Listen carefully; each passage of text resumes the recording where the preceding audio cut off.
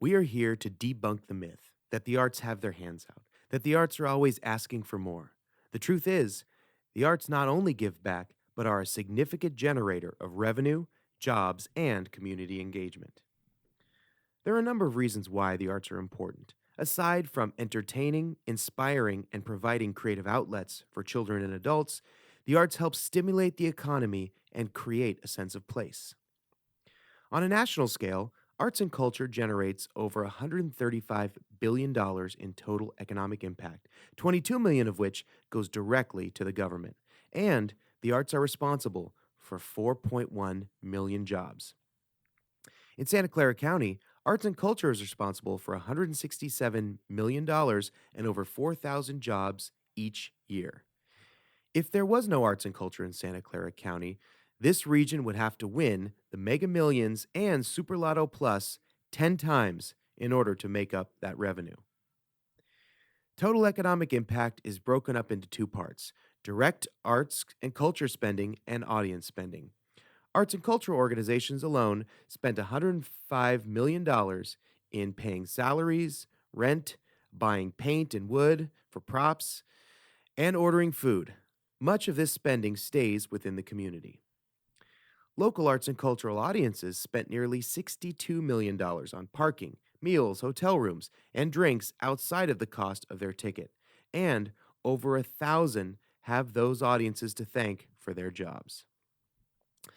Let's take a look at a sample event. Let's say I had tickets to see Iron Maiden at the Shoreline Amphitheater in Mountain View, which was a great show, by the way. I'm getting in my car, handing a lady in a neon vest my money, and parking about a mile away in a dirt lot. Once I get inside, I'll probably buy food at a national chain, enjoy the show, and then head home. My money goes to national parking companies and national food chains, and of course, I'm burning gas. Let's take a look at another example. Let's say I'm going to see a show at the San Jose Repertory Theater in downtown San Jose.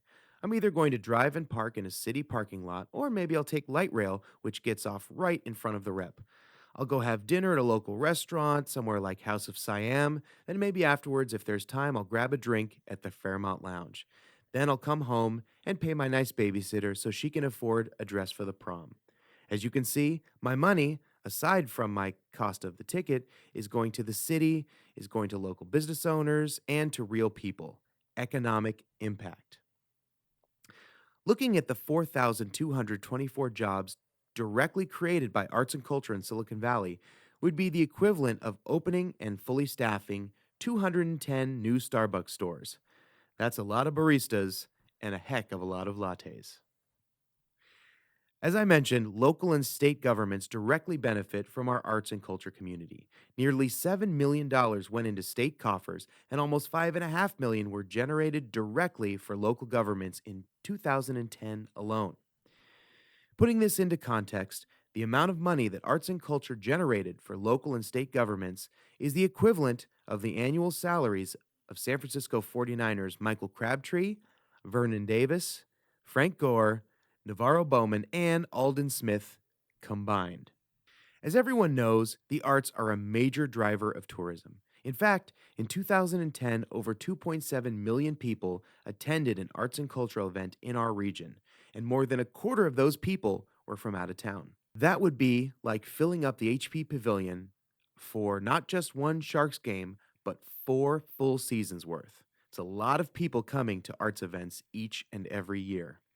Of the 2.7 million people who attended arts and cultural events, over 700,000 of them were from out of town. We could take all of those tourists and populate an entire Super Bowl. Well, not one Super Bowl, but 10. Beyond generating revenue, one of the unique aspects of the arts is the ability to engage people through volunteerism. In one year, over 13,000 people volunteered their time at an arts and culture organization.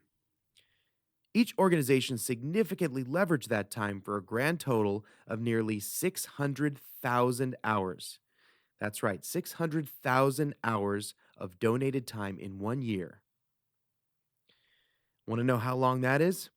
That would be like sitting down on your couch to watch all 8 Harry Potter movies. 30 times. Got enough popcorn for that?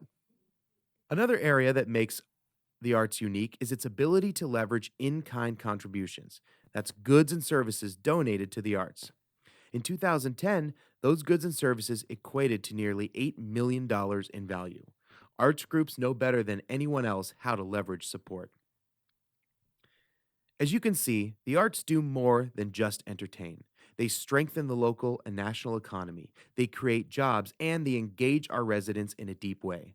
Bottom line, the arts mean business.